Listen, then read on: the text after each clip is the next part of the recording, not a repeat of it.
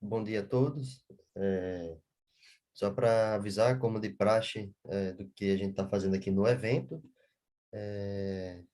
a gente está esperando uns 5 minutinhos para esperar que mais pessoas entrem, tanto por aqui pelo Zoom quanto pelo YouTube, para que possamos dar início à apresentação do minicurso. Então, 11h35 estaremos começando.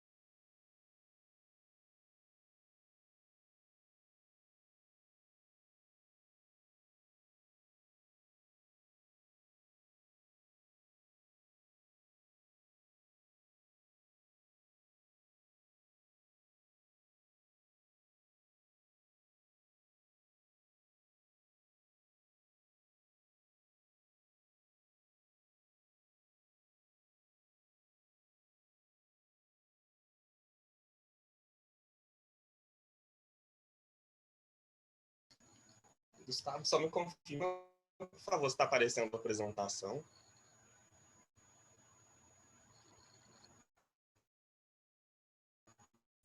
Está aparecendo a apresentação, sim.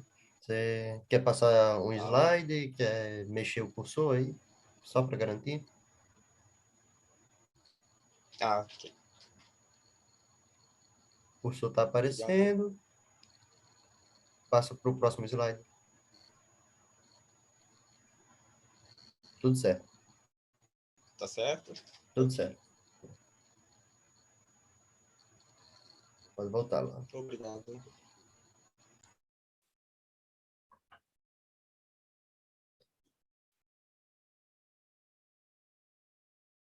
Só para recobrar a minha memória, Douglas, você compartilhou um link aqui do Drive. Esse link é para...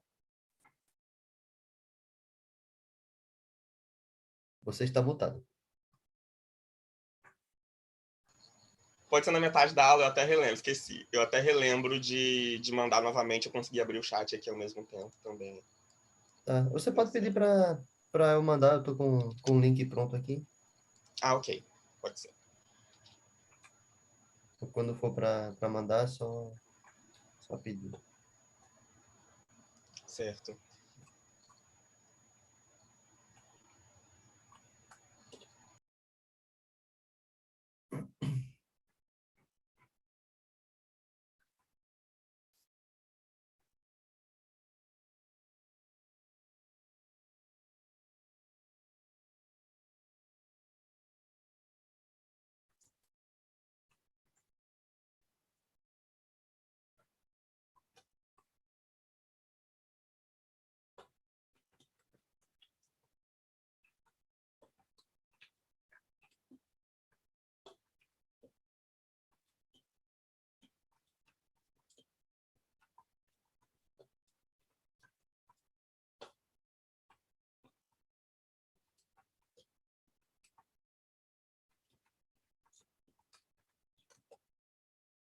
Bom dia a todas as pessoas aqui presentes, acompanhando essa transmissão ou essa gravação, caso seja o caso.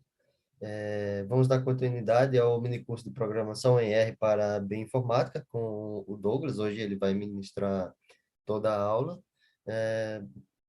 Douglas, a palavra é toda sua. Se precisar de alguma coisa, podem falar. Quaisquer eventuais dúvidas, mandem aqui no Q&A ou no chat, de preferência no Q&A, ou então pelo vídeo, pelos comentários do YouTube, que eu vou lê-los para que Douglas possa responder. Douglas, pode ficar à vontade. Tá certo. Muito obrigado, Gustavo. Novamente agradeço a comissão, o Alonso, a Andressa, o Gustavo, o Rafael, os demais também, pelo convite em participar deste evento. É uma honra, né, para mim estar aqui junto com a Amanda, ministrando esse minicurso. Infelizmente, a Amanda teve alguns imprevistos e não pôde estar presente com vocês. Hoje seria a aula dela, mas aí eu fiz algumas adaptações e estamos aqui. Então, hoje a gente dá continuidade ao curso de R para Bioinformática em relação à programação.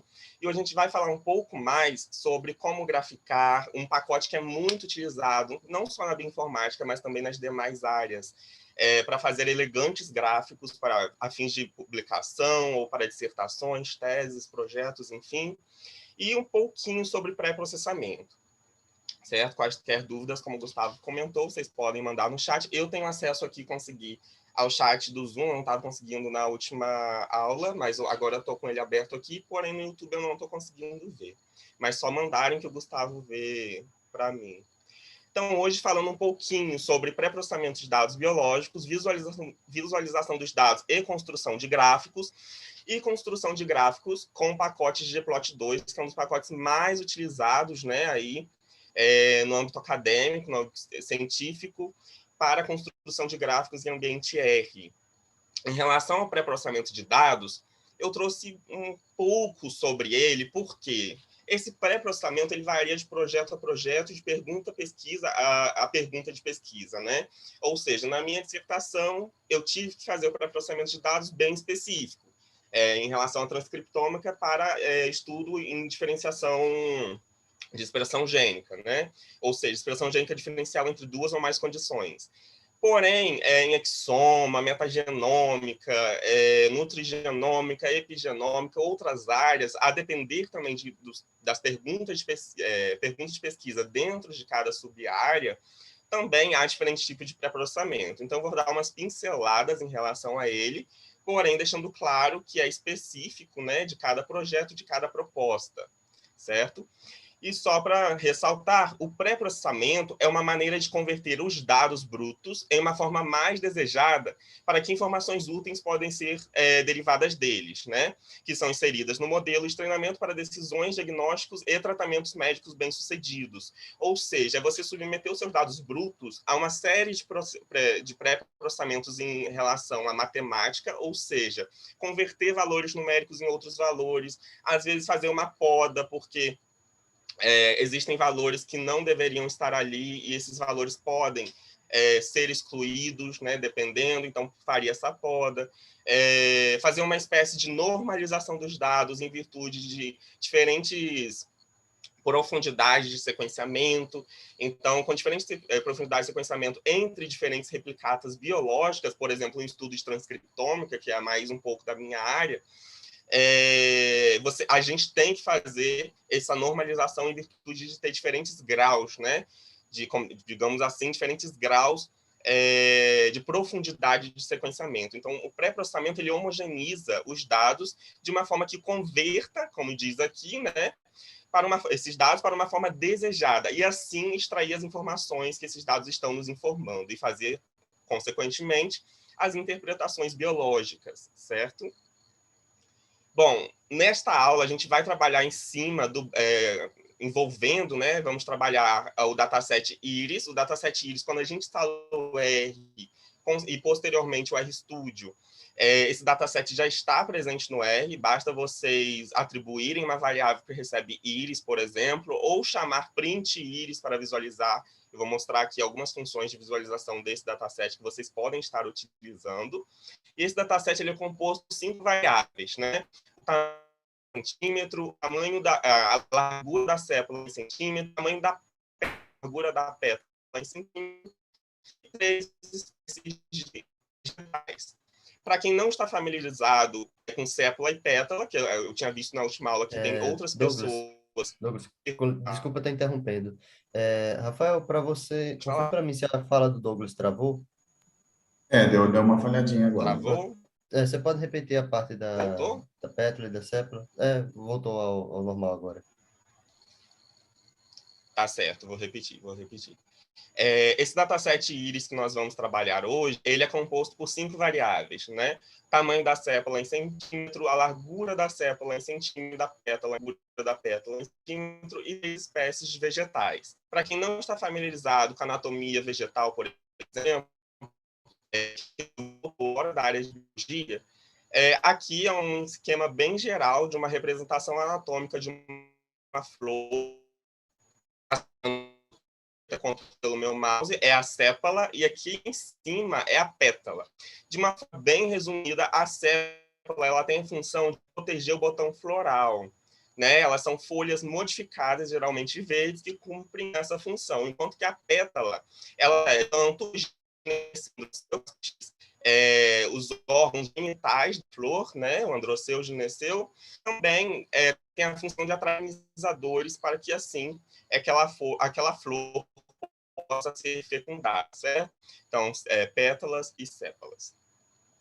Então, as 3 espécies que estão presentes no conjunto de dado íris é a íris versicolus, setosa e virgínica, como indicado aqui também nessas imagens. Né? Essas 3 espécies estão presentes nesse dataset com 50 informações, 50 registros, né, por cada espécie. Lembrando lá das aulas 1 e 2, quando a gente fala de registro. Bom, eu trouxe 4 funções que auxiliam na visualização desses dados. Por exemplo, a gente pode fazer o print do dataset íris. No entanto, como vocês podem ver aqui embaixo, o dataset íris ele tem 150 observações, ou seja, 150 linhas, em 5 colunas, 5 variáveis. Esse console, mesmo arrastando meu console para cima, permitindo uma maior visualização, esse print me mostra apenas as 25 primeiras linhas. Então, se eu quiser saber quais espécies tem nesse dataset, esses valores, eles estão indo de quanto até quanto, mais ou menos, essa função não nos diz isso. Vamos tentar com a função head. A função head, ela imprime as 10 primeiras linhas. Isso no default, né, no padrão. Eu posso setar, colocar aqui vírgula n igual a 20 e ela vai me imprimir as 20 primeiras linhas. No entanto, também não é possível fazer essa distinção de quantas espécies estão ali, de qual é o mínimo e máximo, por exemplo, desses valores de largura, né, e tamanho da sépala e pétala em centímetros. Então, vamos tentar com a função summary. Com a função summary, a gente já tem um pouco mais da estatística descritiva, digamos assim, né? De uma forma que a gente já tem o mínimo e o máximo para cada variável quantitativa, e na variável qualitativa, nós temos a quantidade das 3 espécies, sendo 50 variáveis, 50 registros por espécie. Ok? Porém, eu trouxe também a função str-iris, que é uma função que eu acho que é importante de estar retratando, né, em análise preliminar para o pré-processamento de dados biológicos, uma vez que essa função nos diz se aquelas colunas, né, aquelas variáveis, são classificadas como numéricas, categóricas, string, fatores. Então, as 4 primeiras colunas são numéricas, e aqui a gente consegue ver, né, são números contínuos. E a última coluna, que é a coluna de espécie, é uma coluna de fatores com 3 níveis, que são as espécies que estão presentes nesse dataset, certo? Então, deixa eu só interromper aqui por 1 minuto, para a gente abrir o R rapidamente e fazer um pouco dessa prática de pré-processamento no R propriamente dito. E já já eu volto para o slide. Só 10 segundinhos.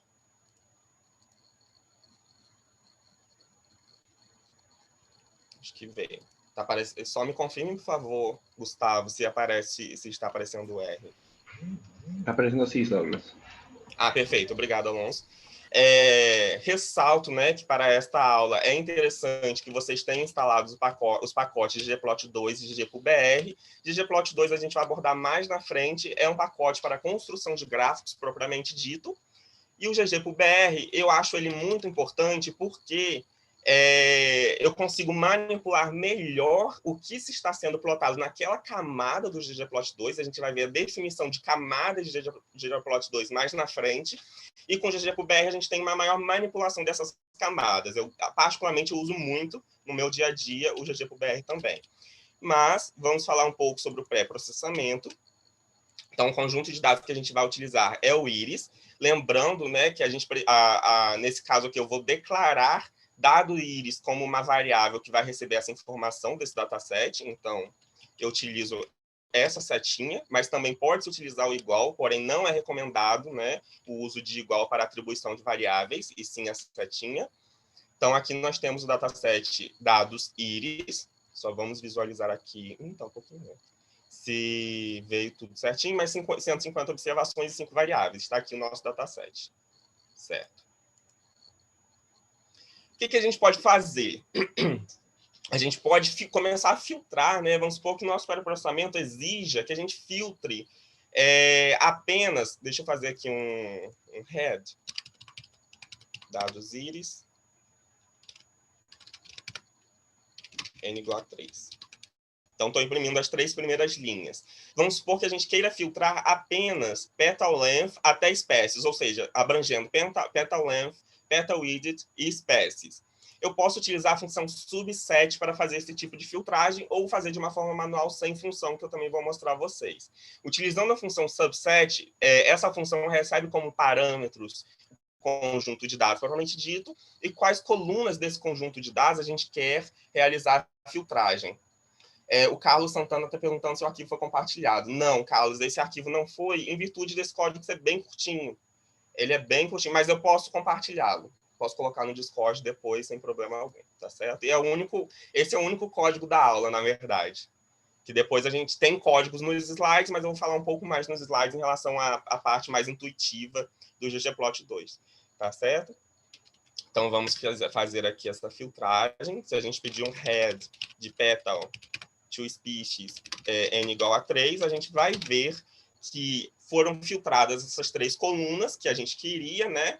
E é interessante ressaltar que aqui nessa filtragem, nesse select, nesse parâmetro de select, eu não precisei escrever o nome das 3 colunas. Esses 2 pontos que eu estou colocando entre petal length e espécies já diz para o R que eu quero que filtre petal length abrangendo petal width e espécies. Ou seja, tudo que estiver entre a coluna de petal length e a coluna de espécies vai vir junto, tá certo? Diferente de eu botar vírgula aqui, fazer a concatenação para essas 2 variáveis, e aí sim vão vir apenas petal length e espécies. Ok? Agora, vamos supor que eu não queira utilizar a função subset, que eu queira fazer isso de forma manual. Coloquei aqui manual, como exemplo. Então, a gente pode fazer dados íris. E aí, lembrando das aulas 1 e 2, quando a gente fala de indexação, dados íris é um data frame. Então, como que a gente pode manipular linhas e colunas em um data frame, filtrando essas linhas e colunas ou removendo essas linhas e colunas? Com esses colchetes aqui, tá certo?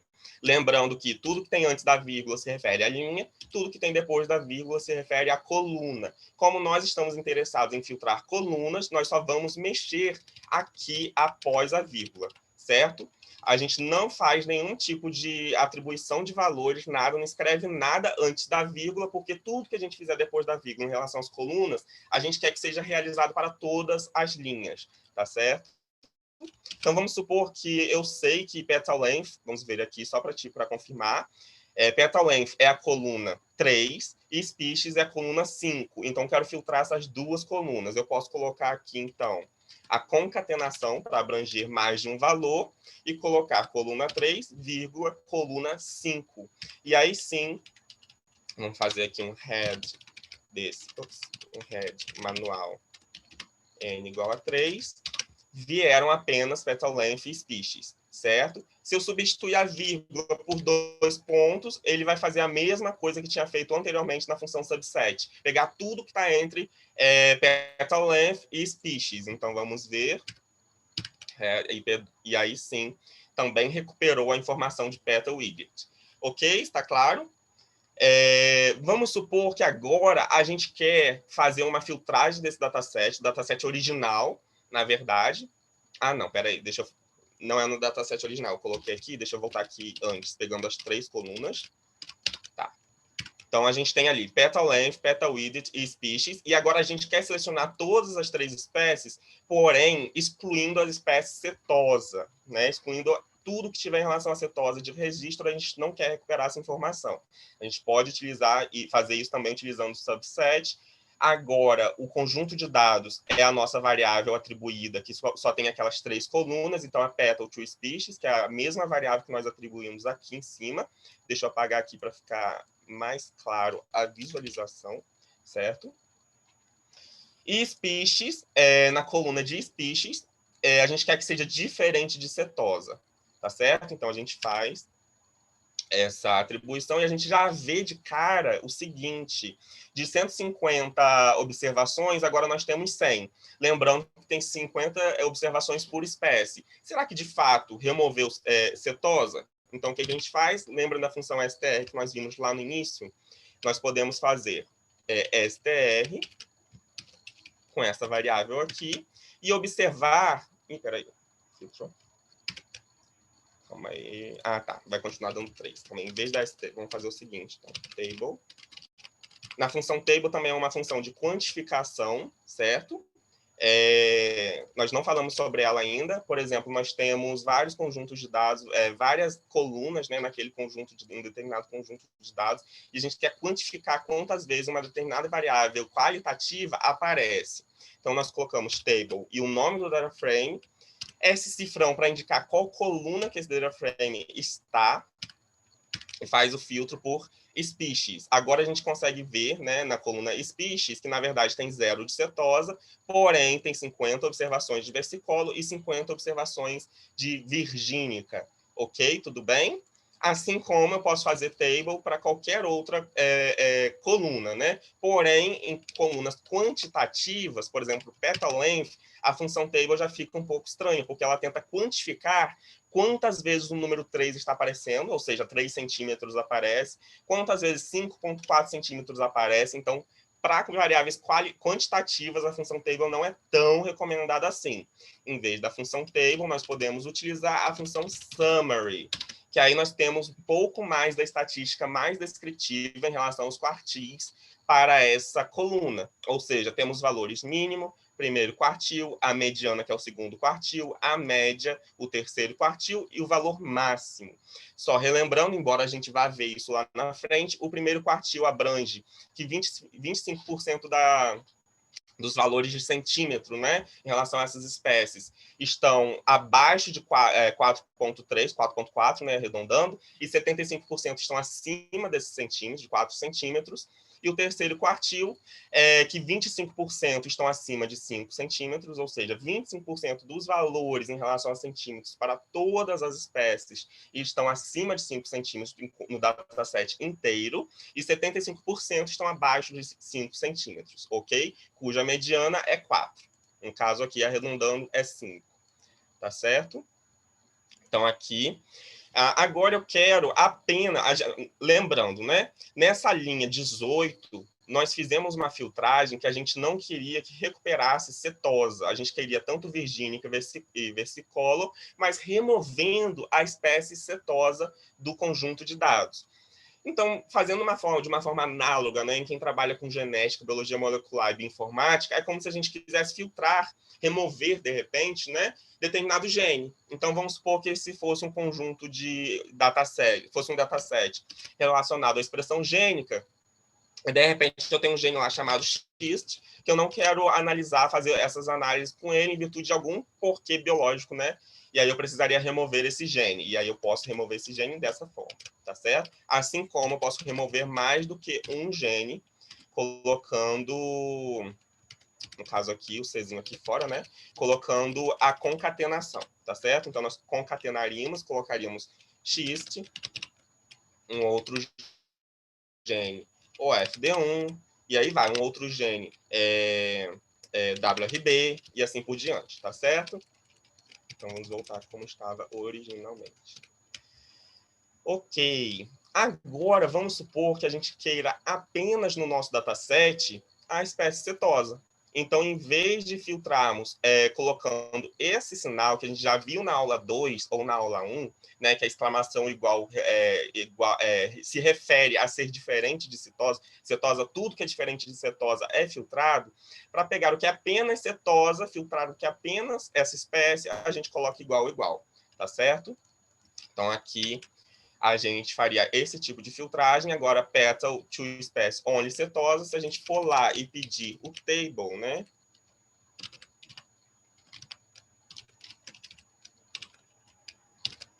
De species, desse dataset que nós agora atribuímos essa filtragem com a função subset, aplicando a função table nesse dataset,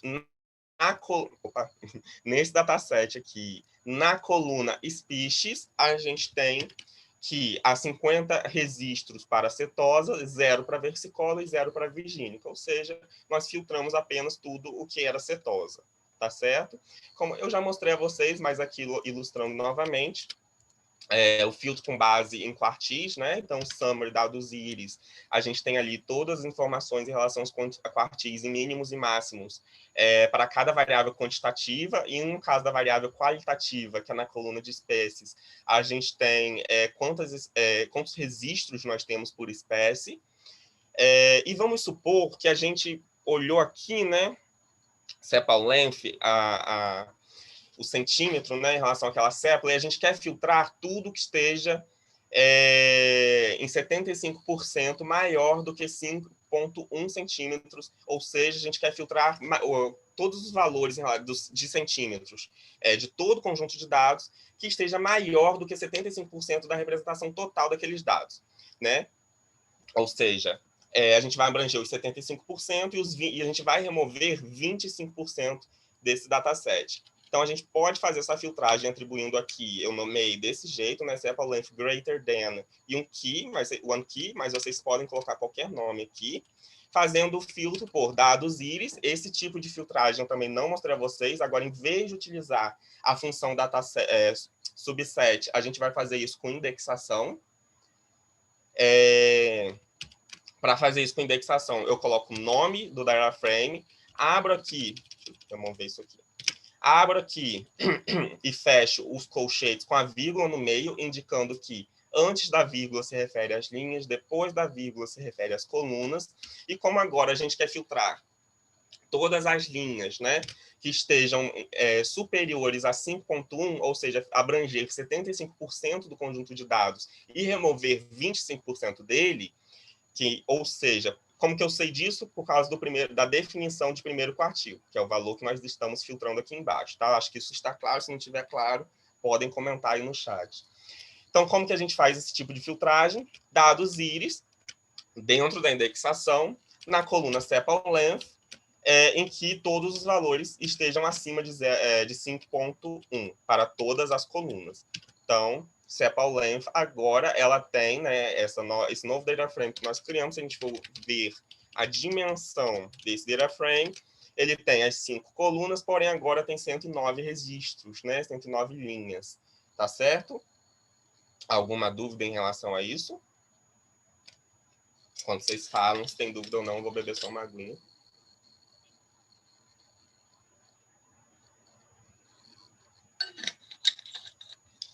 Bom, creio que não há dúvidas, então vamos voltar agora para a parte mais um pouco envolvendo a parte mais teórica, né,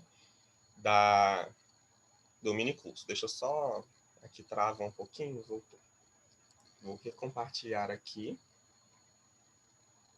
Para quem chegou depois, né, eu vou falar um pouco de código, mas bem lá para o final. Não vou falar tanto assim, porque eu acho que é interessante dar um pouco mais da noção intuitiva do ggplot2. O código, a gente colocando no Google, né, ggplot2 barplot, se eu quiser fazer um gráfico de barras, ou ggplot2 boxplot, se eu quiser fazer um diagrama de caixa, a gente vai encontrar inúmeros exemplos, mas eu vou mostrar para vocês também alguns exemplos em um site específico que eu também utilizo bastante. Então, voltando. Então, voltando, agora abrangendo visualização dos dados e a construção de gráficos. Nessa visualização de dados e construção de gráficos, não é apenas, né, a gente ter nossos dados e a gente plotar eles de qualquer forma e o leitor que se vire, de certa forma, né, para entender o que a gente está querendo dizer. Não. Se a gente quer informar algo, a gente tem que deixar esse algo o mais claro e limpo possível, muito polido, para evitar quaisquer tipos de vieses de interpretação. E isso, claro, para qualquer área, não somente para a bioinformática. Então, toda vez que a gente vai pegar um gráfico, uma figura em um artigo científico, e a gente vai tentar interpretar ele, a gente vai ter a nossa interpretação, porém, atrás daquela interpretação, tem o que o autor pensou. Agora, se o autor pensou, né, de uma forma e plotou de outra, eu vou entender de uma outra forma. Não vou entender como o autor quer que eu entenda. Então, quando a gente faz essa plotagem de gráficos, de figuras, né, no TCC, na dissertação, tese, artigos, a gente quer evitar o viés de interpretação. E não é uma tarefa tão fácil assim, né? Não é tão trivial, porque exige que a gente pense, querendo ou não, a gente tem que pensar muito em como fazer aquele gráfico da forma mais limpa, né, possível, justamente para evitar esses tipos de vieses e também evitar plotar coisas que sejam desnecessárias, ou seja, que não tragam informação para aquela figura. Assim, a gente tenta polir ainda mais aquela figura, fazendo com que ela diga ao nosso leitor o que de fato ela tem que dizer, né? E essa tarefa de construção de gráficos não é uma tarefa tão fácil como eu havia comentado, porque exige a criatividade, né? A gente tem que pensar, sim, sobre como plotar esses gráficos, como a melhor forma de visualizar. Será que um diagrama de caixa vai informar o que realmente quero dizer para o meu leitor, o que os dados estão me dizendo e o que eu interpretei em cima daqueles dados? Então, será que um diagrama de caixa é o ideal? Será que um gráfico de barras é o ideal? Então, tem que pensar, tem que estudar um pouco sobre isso e ter essa criatividade e também um olhar crítico para com o gráfico que está sendo gerado, né? Além disso, utilizar também, dispor, né, de cores. As cores, a gente tem que ter muito cuidado com elas para evitar a poluição visual e essas cores, na verdade, auxiliarem também na interpretação daquelas imagens, tá certo? Daquelas informações. Dessa forma, eu trouxe uma frase da Lisa Charlotte, que diz que a visualização de dados pode ser definida como a representação de números com formas, e aí eu destaquei a representação de números com formas, porque nada mais, nada menos é isso, né? Nós temos variáveis quantitativas, vamos supor que nós tenhamos matrizes gigantes, né? De 10 mil linhas, 50 mil linhas, 1 milhão de linhas, como eu já trabalhei também no meu TCC, né? Matrizes com 2 milhões de linhas, então são matrizes enormes.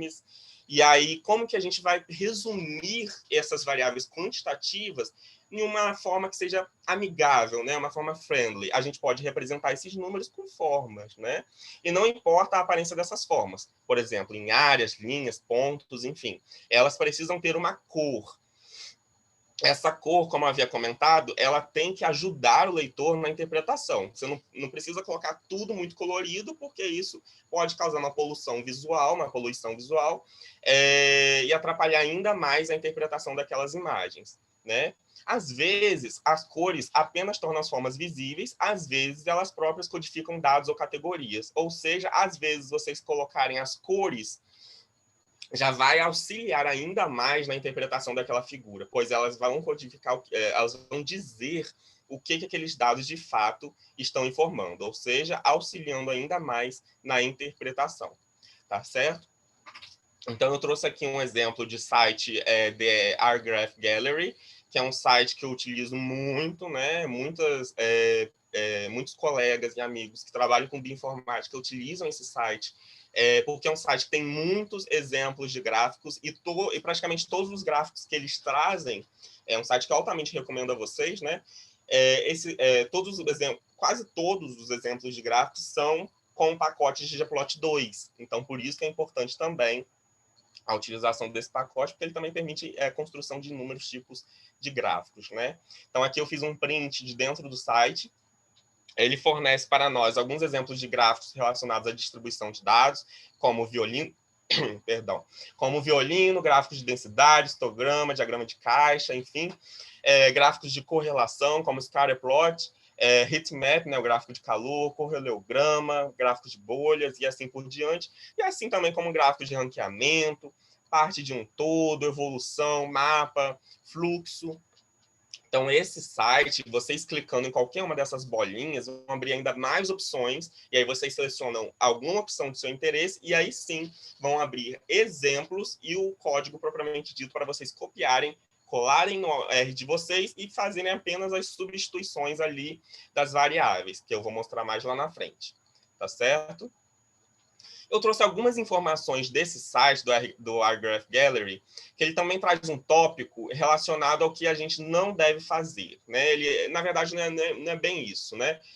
Gráficos que a gente tem que tomar um pouco mais de cuidado quando a gente constrói esses tipos de gráficos. Um desses gráficos que a gente tem que estar com o pé um pouco atrás é em relação ao gráfico de pizza, né? Que o próprio site sugere, o site não recomenda, né, a construção desse tipo de gráfico. E relembrando, o gráfico de pizza, ele é usado para mostrar porcentagem, né, em que a soma de todas as suas partes é igual a 100%. Então, somando A, B, C, D e E, a área total aqui, em relação às partes desse gráfico, vai ser igual a 100, tá certo? Ele foi particionado para mostrar isso.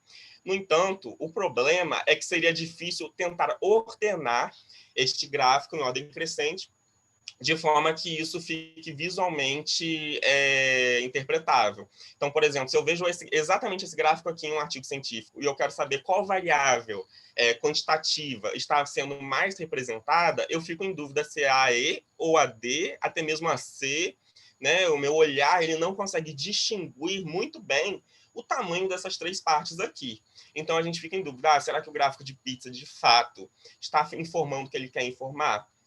Será que ele está trazendo, né, quem tem mais valores do que quem tem menos valores em relação à quantidade, né? Quem tem mais valores em quantidade do que quem tem menos? Então, será que o gráfico de pizza, por ele fazer o meu leitor, né, demorar ainda mais para interpretá-lo, será que ele é ideal para o meu artigo científico ou para o meu trabalho?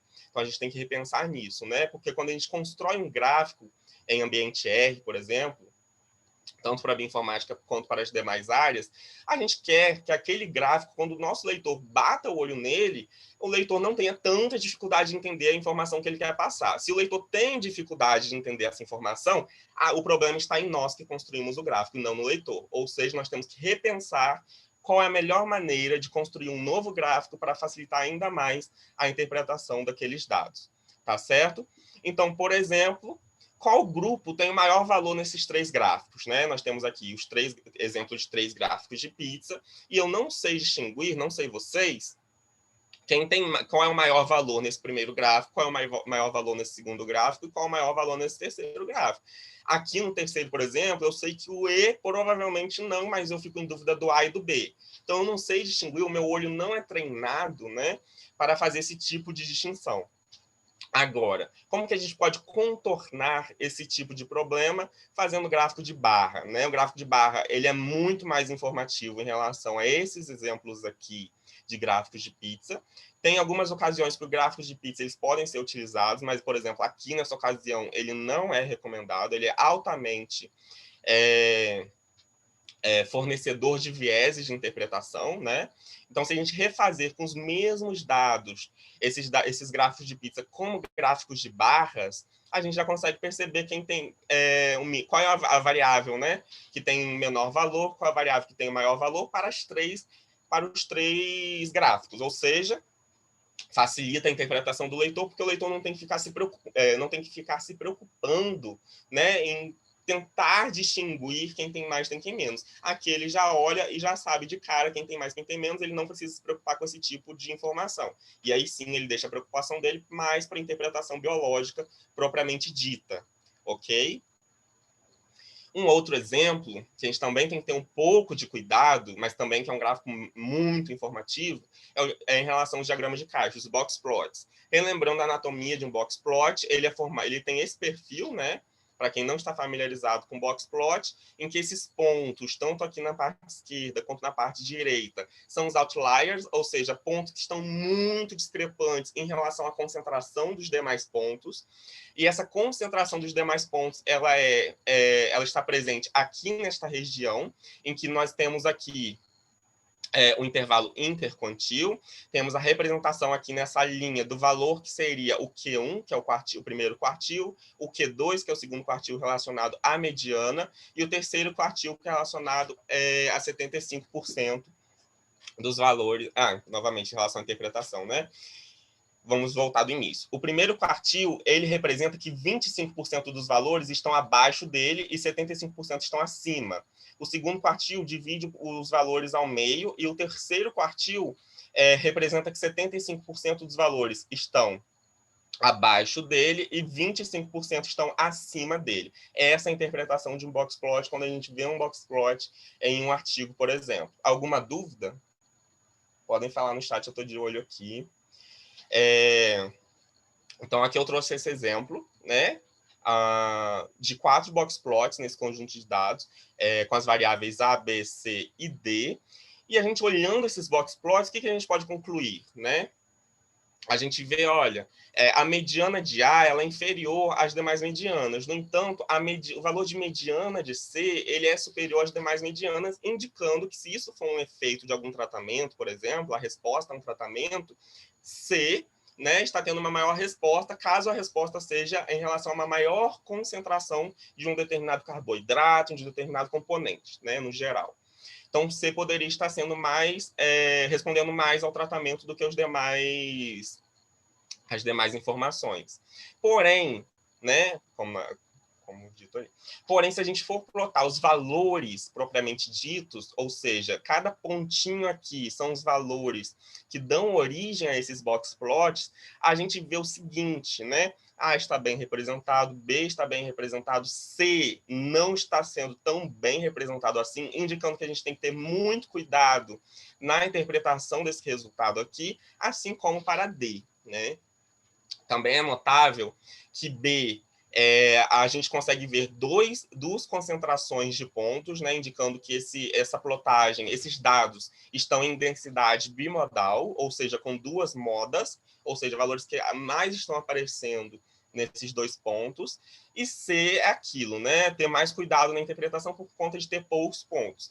Então, se a gente não tivesse plotado esses pontos, né, em cima desses box plots, desses diagramas de caixa, os nossos leitores, eles olhariam como eu olhei inicialmente e falariam que C está tendo maior valor em relação a todos, então C pode estar sendo a variável que tem a melhor resposta a uma condição, né? Quando, na verdade, a gente tem que ter cuidado nessa interpretação. Mas isso não é o leitor que tem que fazer, né? Nós, usuários de R, fazendo gráficos em R, a gente não é só plotar o gráfico e acabou, né? A gente tem que ter essa visão crítica e analítica por detrás, porque isso daqui o leitor não vai ver. O leitor, ele geralmente, né, nos artigos científicos, a gente vê isso aqui, né? Que é o que é publicado. Porém, essa noção intuitiva, né? Por detrás disso, essa visão crítica e analítica, nós que estamos fazendo o gráfico, por exemplo, em ambiente R, nós temos que ter para justamente evitar esse tipo de vieses de interpretação, tá certo? No caso aqui, não de interpretação, mas viés em relação ao que de fato o dado está querendo nos informar. Uma das maneiras de tentar contornar esse problema, mas que não contorna ele totalmente, é utilizar o diagrama de caixa como se fosse um violino. Perdão.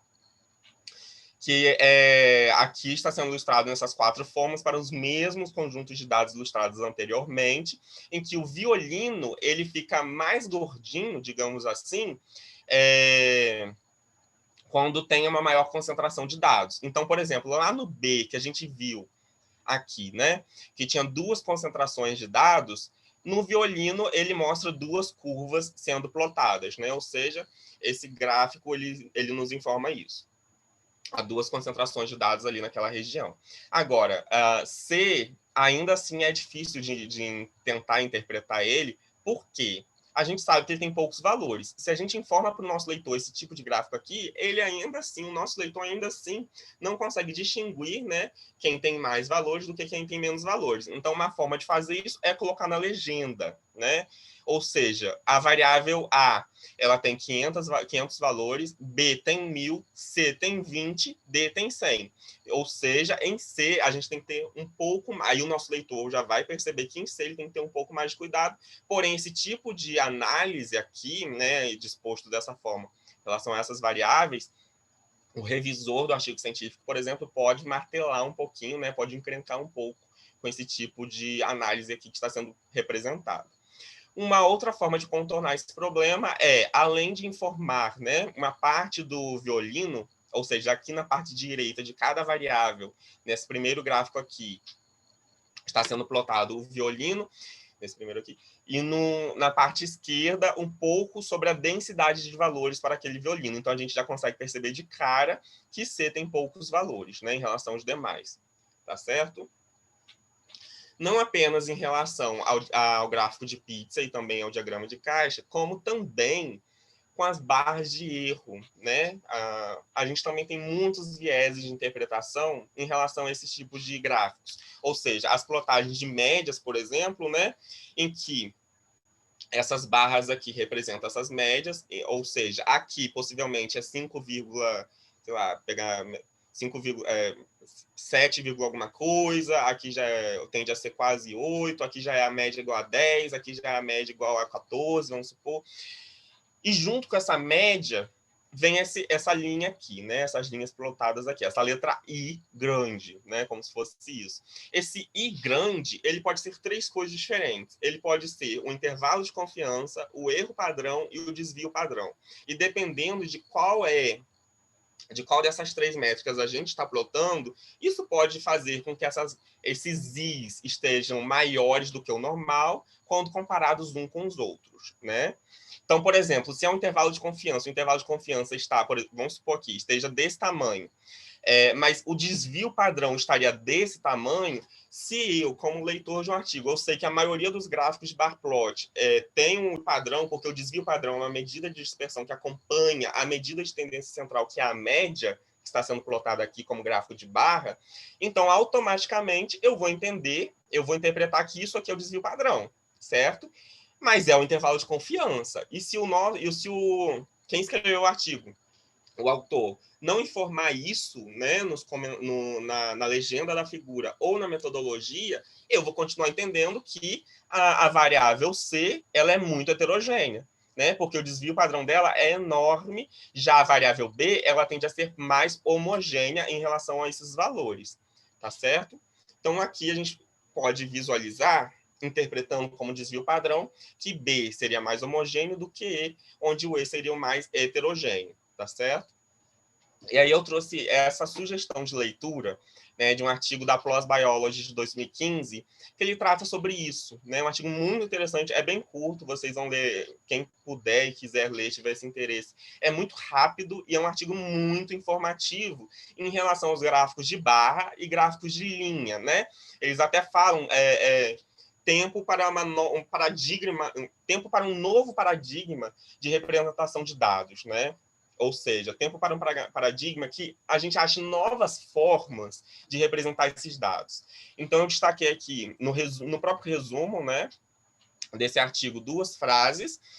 Nossa revisão sistemática de pesquisa, nos artigos de pesquisa, nos artigos científicos, em jornais relacionados à fisiologia, sugerem que, como cientistas, nós urgentemente precisamos mudar nossas práticas para apresentar dados contínuos, né, em relação a estudos com poucas amostras. Ou seja, em relação a estudos com poucas amostras, vamos supor que eu tenho um projeto que eu quero fazer os gráficos em ambiente R usando o ggplot2, e nesse projeto eu apenas coletei informação de 20 pacientes, né? São poucas amostras. Então, eu tenho que ter cuidado na hora que eu for representar essas informações para que o leitor não tenha viés de interpretação em virtude de eu ter poucas amostras ali, tá certo?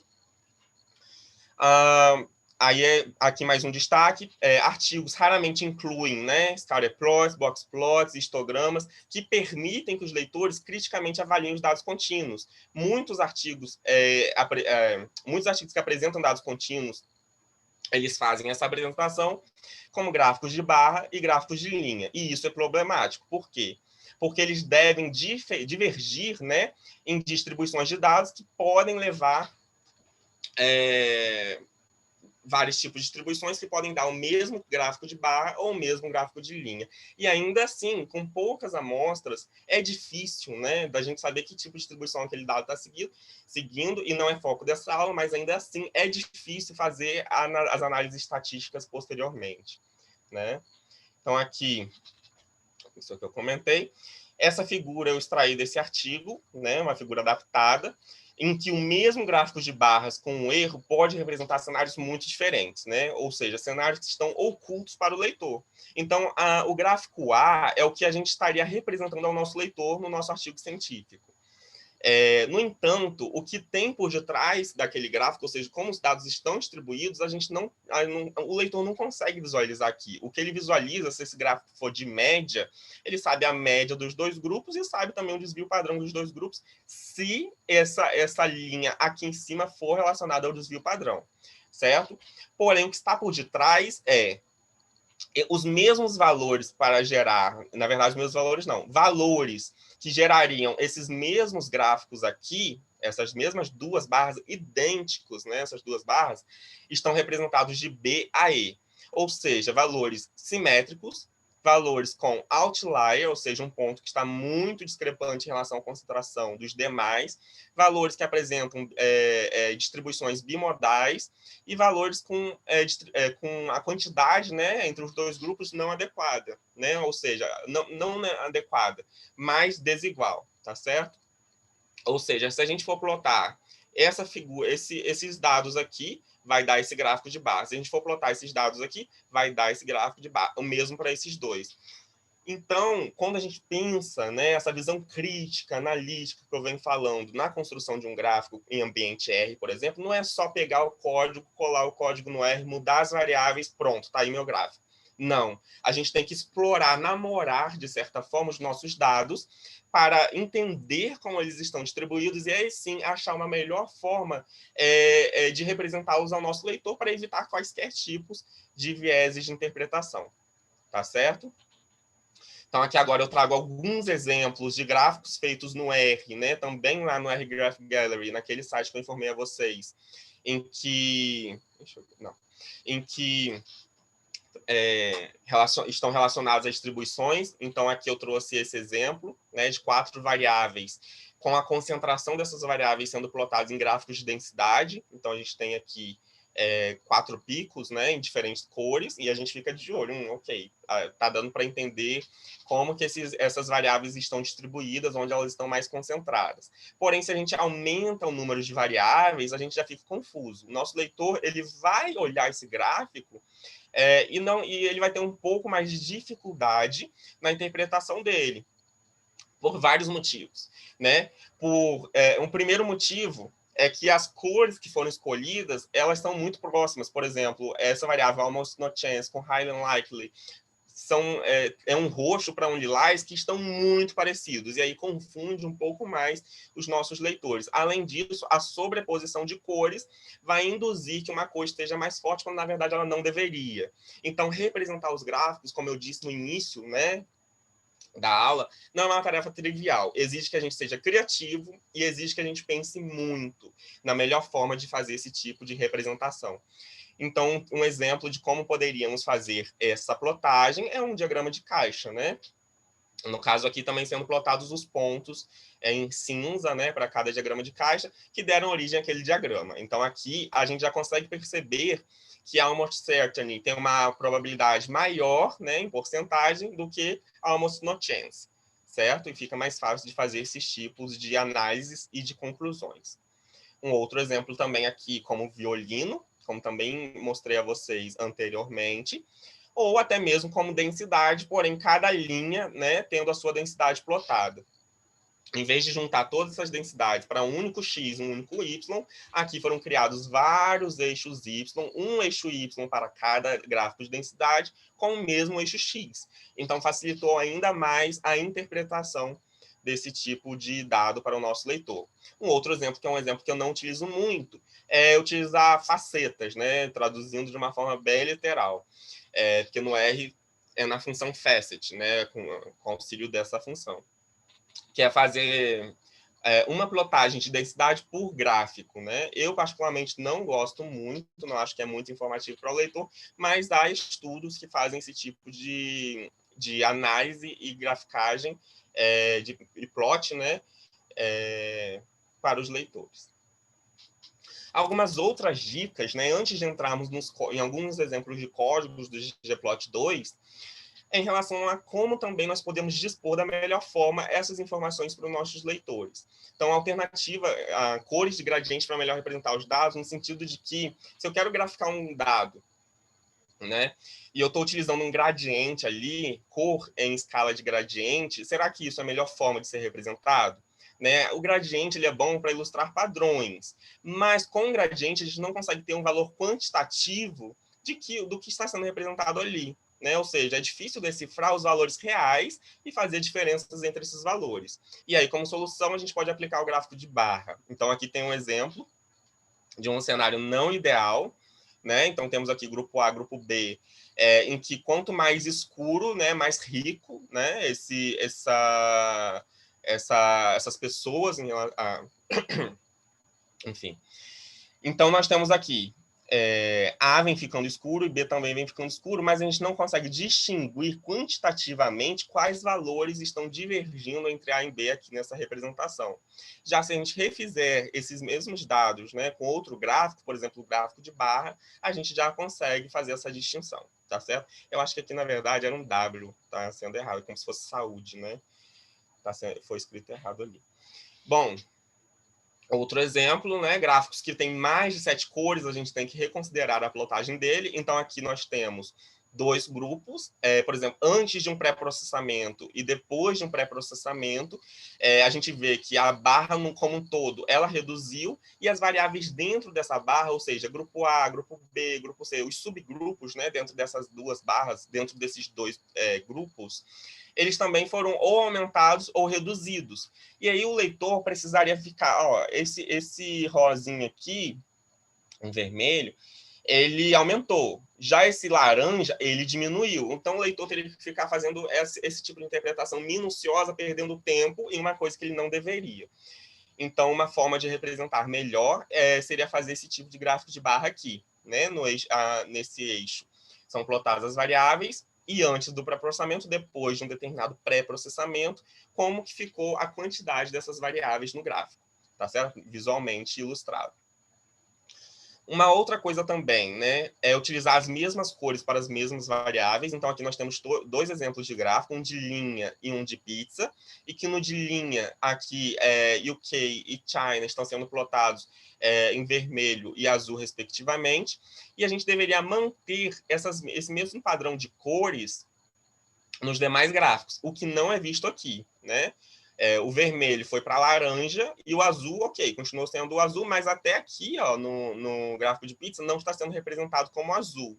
Então, o ideal mesmo é, dentro de um artigo científico, todas as variáveis que estiverem presentes em mais de um gráfico, elas tenham a mesma cor, tá certo? Como representado aqui neste exemplo. Uma outra recomendação é utilizar contraste ao nosso favor, né? Então, se eu quero escrever alguma coisa, né, dentro de um gráfico de barra, por exemplo, eu não posso, se o gráfico de barra é vermelho, eu não posso escrever em vermelho, assim como também eu não posso escrever em rosa, laranja, porque vai dificultar a visualização daquela informação. Então, aqui tem alguns cenários ideais e não ideais. Ó, um exemplo é uma barra mais clara e utilizar a fonte branca. Não é o ideal. Se a gente escurecer mais aquele cinza da barra e utilizar a fonte branca, ok, pode até ser, mas a gente pode trabalhar em um cenário mais seguro, né? Em que a gente utiliza uma cor mais forte para trazer mais contraste entre a cor da barra e a nossa fonte branca. Tá certo? E aí vão alguns exemplos e dicas, né, e recomendações que a gente tem que estar sempre pensando toda vez que a gente vai fazer um gráfico. Não é uma tarefa fácil, né? A mesma coisa aqui, se a gente quer plotar um mapa, né, de coleta de amostras de DNA, por exemplo, de golfinhos, vamos supor, que eu tive uma amiga que trabalhou com isso, ela fez um mapa, então vamos supor que teve regiões que ela coletou mais amostras do que em outras regiões. Será que seria interessante ela fazer que quanto mais escuro, menor a quantidade de amostras? Na verdade, a gente tende a pensar, a interpretar, né, que quanto mais escuro, mais denso está ali. Então, maior quantidade de amostras foram coletadas naquela região. Mas não é o que está mostrando aqui nessa escala de cor, né? Em que mais escuro seria menos amostras. Uma forma de refazer isso é inverter, né? Quanto mais escuro, maior a quantidade de amostras coletadas naquela região. Então, aqui, por exemplo, seria a região de maior coleta. Tá certo? Então, saindo um pouco dessa análise mais crítica, né, na construção de gráficos, com algumas recomendações, e indo mais para a parte de realização dos gráficos propriamente dito, em ambiente R, com auxílio do pacote de Gplot 2, Nós temos algumas vantagens desse pacote, lembrando que esse pacote ele pertence ao Tidyverse, ele está integrado, né, ao Tidyverse, como já mostrei a vocês na aula 2, inclusive com outros pacotes, né, que vocês podem utilizar, o Dplyr, por exemplo. E o ggplot2 ele tem as vantagens de ser flexível, ter um sistema de temas para polir ainda mais a aparência dos gráficos, deixando eles mais amigáveis, né, para os nossos leitores. Ele dispõe de manutenção e ajustes a todo momento, né, para melhorias nesses gráficos que esse pacote pode estar auxiliando na plotagem. E, além do mais, muitos usuários, muitos pesquisadores utilizam o ggplot2. Então, a todo momento, se eu tiver qualquer dúvida, né, de alguma coisa que eu não entendi muito bem, um parâmetro, ou deu erro quando eu tentei plotar aquela figura, eu copio aquele erro, colo no Google e certamente, em 99,9% das vezes, vai ter alguém que teve o mesmo erro que o meu e que alguém já solucionou aquele problema, já respondeu aquele comentário e a gente pode ver a solução e aplicar nas nossas análises, né? Então, o Google, né, a nossa casa em relação a tudo que acontece de errado, a gente pode colar lá que a gente sempre vai encontrar alguém que já teve aquele mesmo problema que o nosso, certo? Bom, lembrando que após a instalação do ggplot2, nós temos que chamá-lo, né, chamar todas as dependências desse pacote, e a gente chama todas essas dependências utilizando a função library. Então, a gente faz library ggplot2. E aqui abaixo eu estou colocando um exemplo do keyplot, né? O keyplot é como se fosse o Hello World do ggplot2. Lembra quando a gente a gente está aprendendo uma nova linguagem de programação, o que a gente de praxe tem que fazer? Eu, pelo menos, faço de praxe, né? Vou lá e faço print olá mundo, ou seja, estou introduzido agora oficialmente naquela linguagem de programação.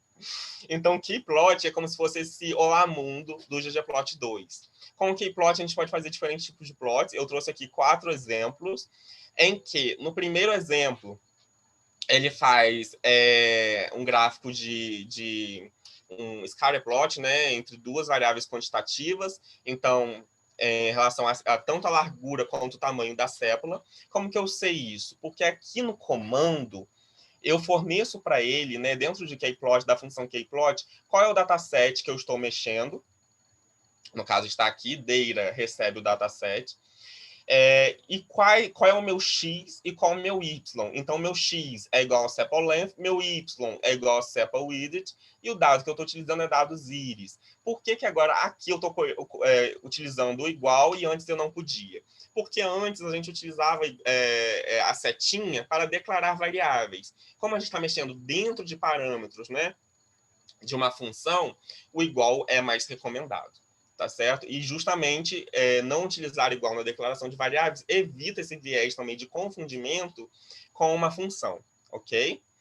Agora, a gente pode, aqui está tudo preto, né? Mas a gente lembra que no nosso conjunto de dados a gente tem 3 espécies daquele determinado vegetal. Então, e se a gente quiser distinguir, né, do que está sendo plotado aqui, quais 3 espécies são essas? Como que essas 3 espécies estão dispostas nesse gráfico? A gente pode incluir aqui um parâmetro color na nossa função que vai receber a coluna species, ok? Então, antes que estava tudo preto, agora começa a ficar um pouco mais colorido, auxiliando ainda mais na interpretação e na visualização em uma análise exploratória dos dados, por exemplo, como que esses dados estão, certo? De cara, a gente já percebe que a cetosa ela tende a ser mais divergente em relação à versicolo virgínica, que tende a ser mais homogêneas entre si. Então, será que cetosa tem algum, sei lá, em sua fisiologia vegetal, tem algum contribuinte ali, né, algum composto químico específico dessa espécie que esteja mais, não específico, mas que esteja mais concentrado nela, favorecendo o crescimento de sépalas em relação às outras 2 espécies? Então, a gente já começa a se questionar essas coisas a depender da nossa pergunta de pesquisa. Então, essa análise exploratória, ela auxilia muito nisso, né? E se a gente for realizar um gráfico assim, desse jeito, para o nosso artigo científico, a gente tem que ter essa ciência de que o nosso leitor vai entender da mesma forma que eu interpretei a vocês. Será que cetosa tem algum composto que está mais concentrado, que favoreça que a sépala esteja maior, do que as demais, no caso aqui, maior em tamanho, né, se não me engano. E aqui, maior em largura. Então, o que será que diverge entre elas, né, entre essas três espécies? Um outro exemplo é fazer um gráfico de barra, né? Então, em vez de colocarmos color species, a gente faz a mesma coisa, só que o gráfico de barra, ele está sendo plotado apenas para sepal length, no dados íris, em que a gente vai preencher esse gráfico de barras, distinguindo as três espécies, ao fornecer aqui no parâmetro fill igual a species, a coluna de species. Então, agora está sendo plotado apenas sepal length para as três espécies, tá certo? E se a gente quiser plotar a densidade, né, dessas três espécies? Mesma coisa, sepal length, dados íris, fill species, a gente vai incluir agora um parâmetro geom que recebe density. E aí nós vamos visualizar com mais clareza a densidade dessas variáveis. Ok? Então, esse é o Olá Mundo do Kplot, porém, todos esses outros gráficos, há funções mais específicas dentro do ggplot2 que auxiliam em sua construção, né? Por exemplo, essa densidade aqui, a gente pode utilizar o ggplot2 com a camada Geom Density, e quando eu falo camada, no que eu estou me referindo, né? A ggplot2, que eu já falei lá no início, o ggplot2 ele tem camadas. Agora a gente pode fazer esse mesmo gráfico utilizando uma camada. Como assim? O que eu quero dizer? Bom, de uma forma simplificada, o ggplot2 ele trabalha com camadas na construção de um gráfico, né?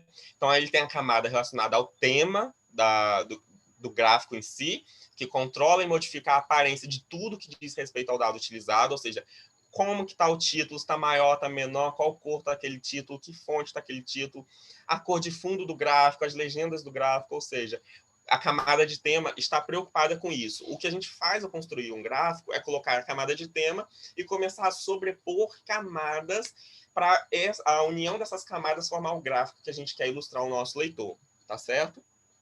Então, além da camada de tema, tem a camada de coordenadas, que é o espaço no qual os dados estão sendo plotados, por exemplo, o espaço cartesiano. A camada de estatística, né, que se refere a transformações estatísticas para resumir os dados. Por exemplo, a gente quer plotar uma média, uma mediana, um desvio padrão, enfim, para averiguar a dispersão dos dados. Então, a gente pode ter essa camada de estatística, a camada de facetas, né, facets, para ilustrar gráficos separados para subconjuntos dos dados originais, como ilustrado anteriormente. Lembram lá atrás que tinham vários gráficos de densidade, eu falei que era do tipo facets. Então, para fazer aquele tipo de gráfico, eu incluí essa camada na minha função de ggplot2, tá certo? Camada Geometrics, que se refere à estrutura que será utilizada na ilustração dos gráficos, como, por exemplo, gráfico de dispersão, linha, diagrama de caixa. Então, esses exemplos que a gente viu atrás, da plotagem em si, né, do gráfico de dispersão, do scatter plot, do gráfico de linha ou do gráfico de diagrama de caixa, que é o box plot, eles estão relacionados à camada Geometrics, tá certo? Um gráfico aesthetics, que é como os dados vão estar sendo dispostos no gráfico, sinalizando assim os eixos X e Y, como também pode sinalizar a cor, o tamanho, o preenchimento de forma. Então, eu não quero que seja meus pontinhos, eu não quero pontinhos no meu gráfico de dispersão. Eu quero que esses pontinhos sejam triângulos. Então, eu posso fazer isso utilizando a camada Aesthetics, ok?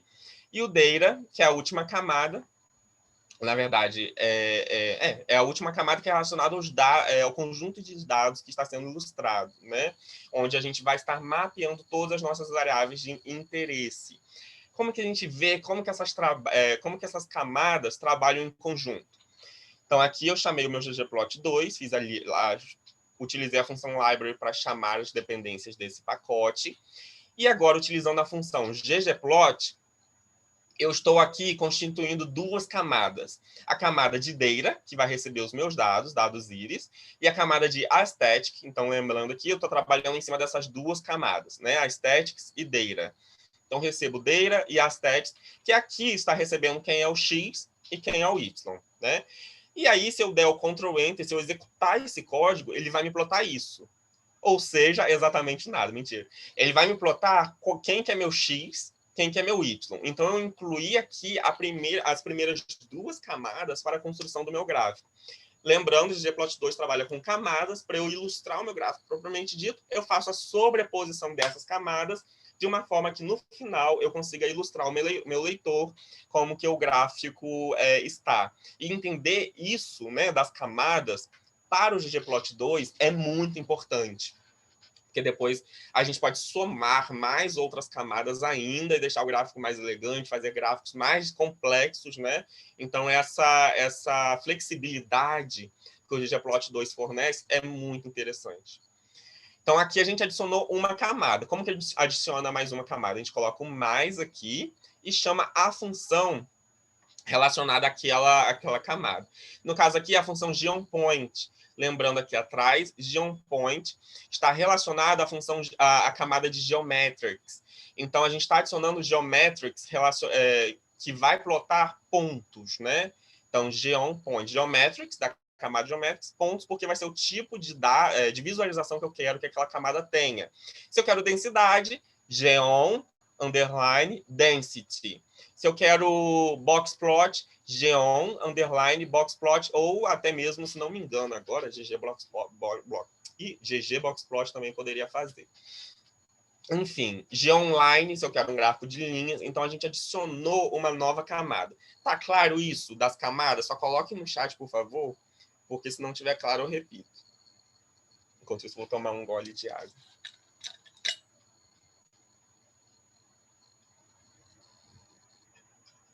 Ok.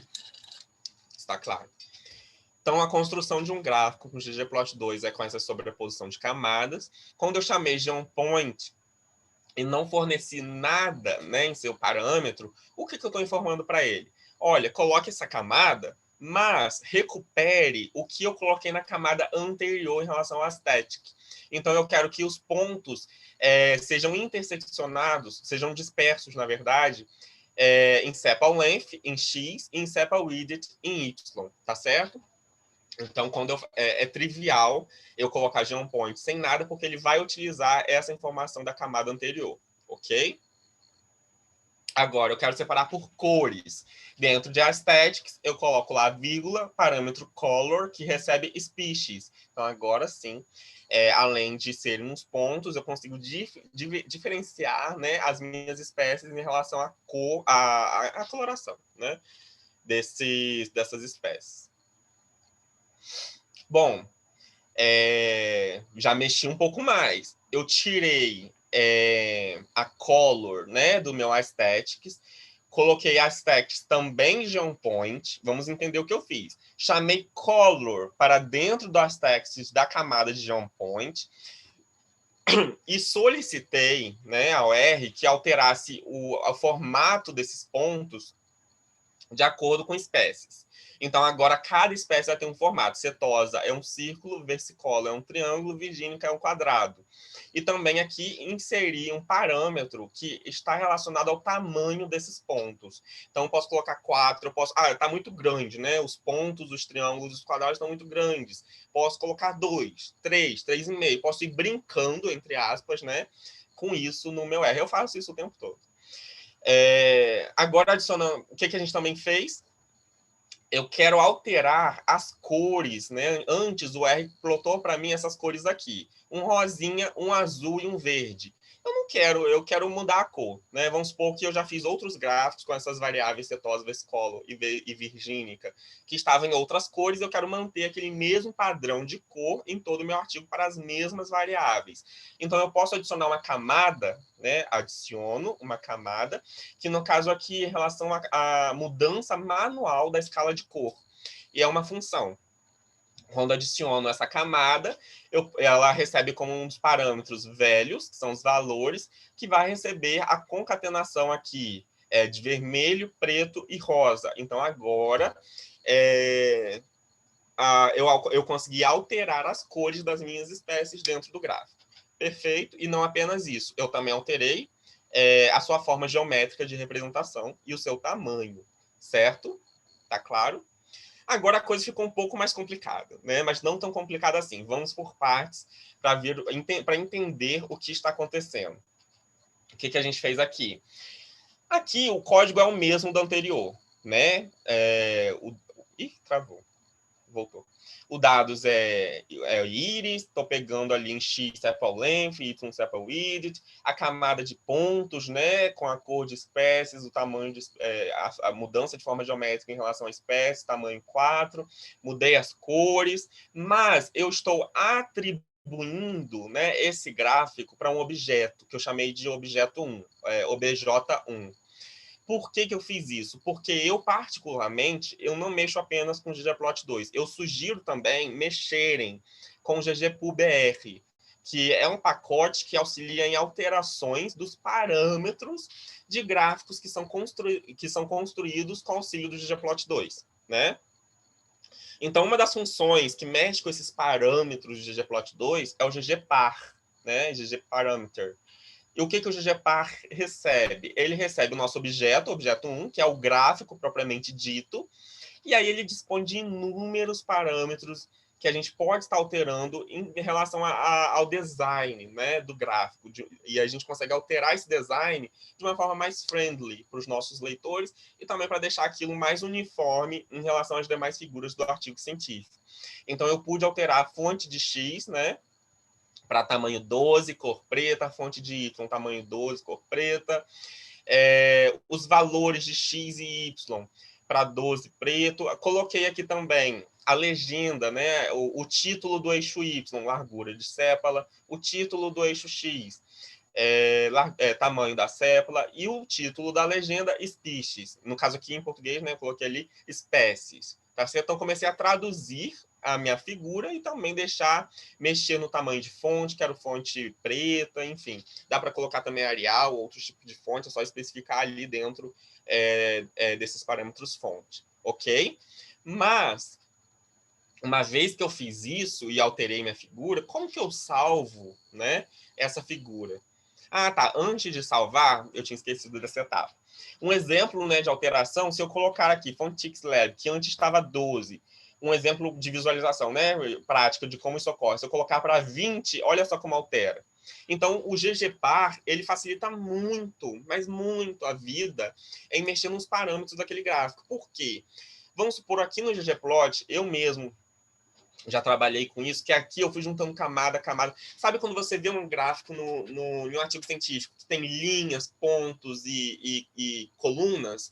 Ou seja, um gráfico com essas três representações, nada mais é do que ficar adicionando camadas aqui dentro do ggplot2. GeoPoint, GeoBar, GeoDensity, enfim, o que vocês quiserem adicionar, fazer a figura, é só adicionar ali que vai fazer a figura com a interseção de todas as camadas.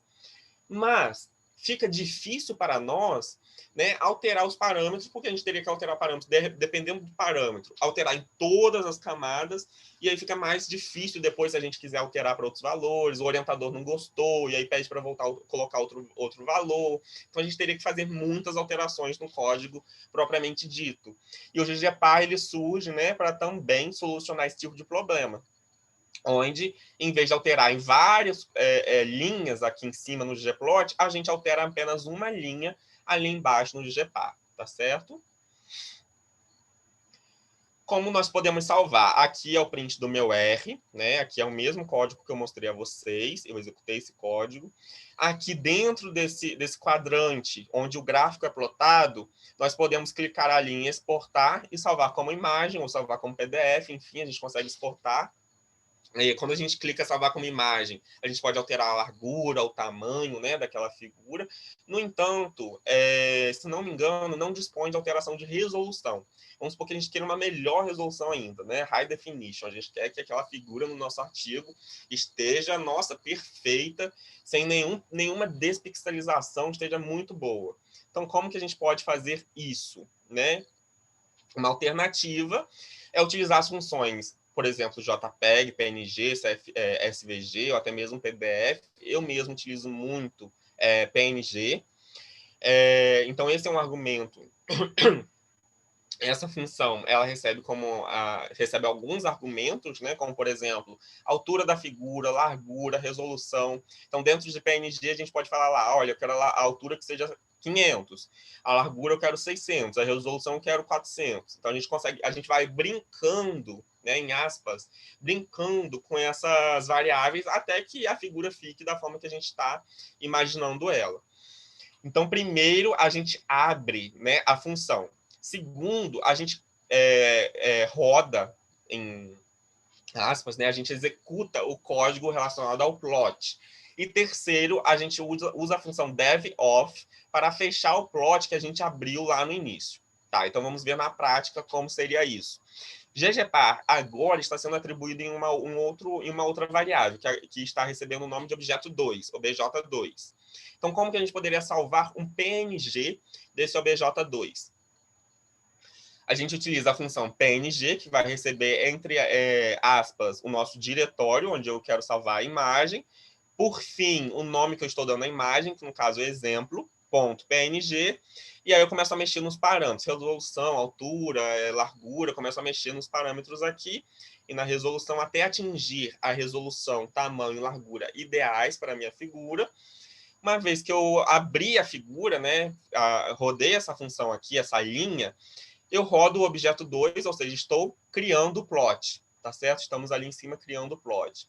Uma vez que eu criei o plot, eu rodo a função dev-off por último para fechar o plot. E aí eu posso ir lá na minha área de trabalho, que foi o diretório que eu coloquei aqui, minha figura vai estar lá. E aí eu abri a figura e vejo, não, a resolução não está boa, o tamanho, às vezes a altura, a largura não estão boas, e aí eu venho aqui e altero esses parâmetros, tá certo? Até que, de fato, a minha figura esteja na melhor resolução e na altura e largura desejadas para a minha publicação, por exemplo. Ok? Tudo bem? Está claro?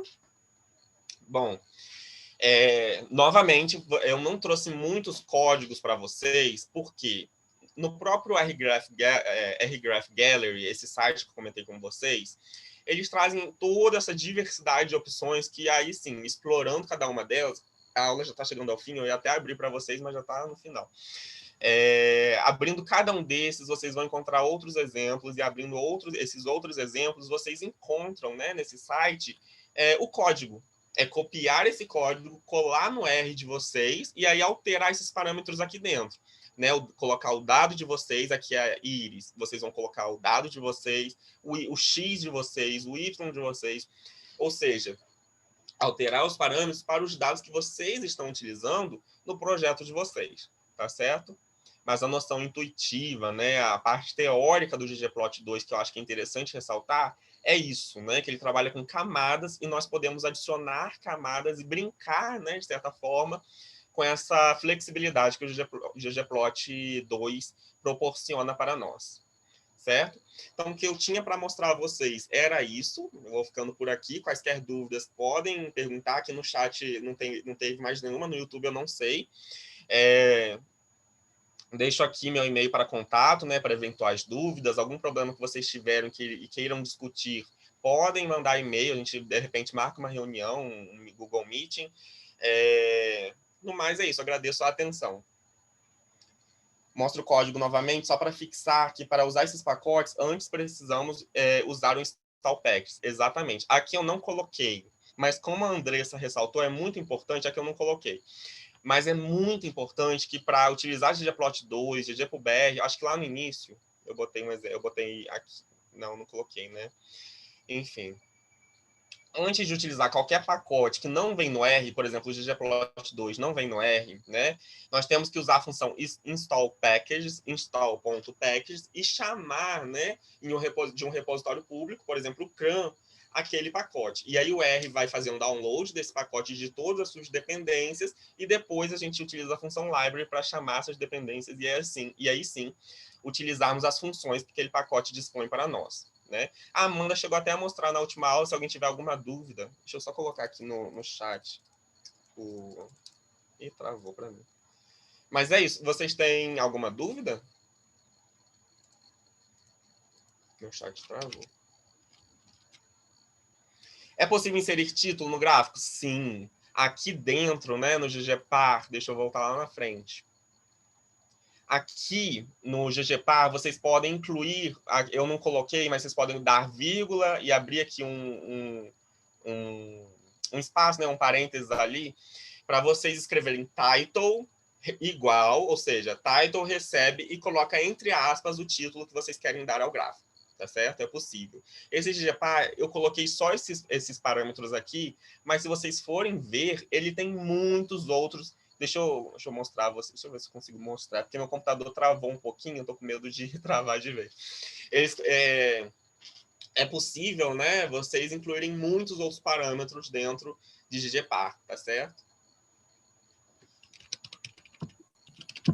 Estou colocando aqui no chat um exemplo do install package de ggplot2, certo?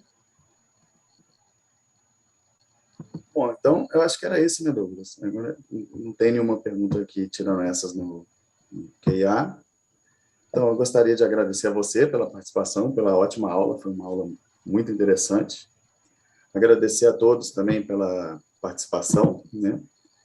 E lembrando também que as aulas vão estar disponíveis no YouTube do LNCC e do EAMC, né? Então, se quiserem verificar algo que passou despercebido no momento, enviar perguntas depois. E é isso. Agradeço a todos. Uma boa tarde. Boa tarde.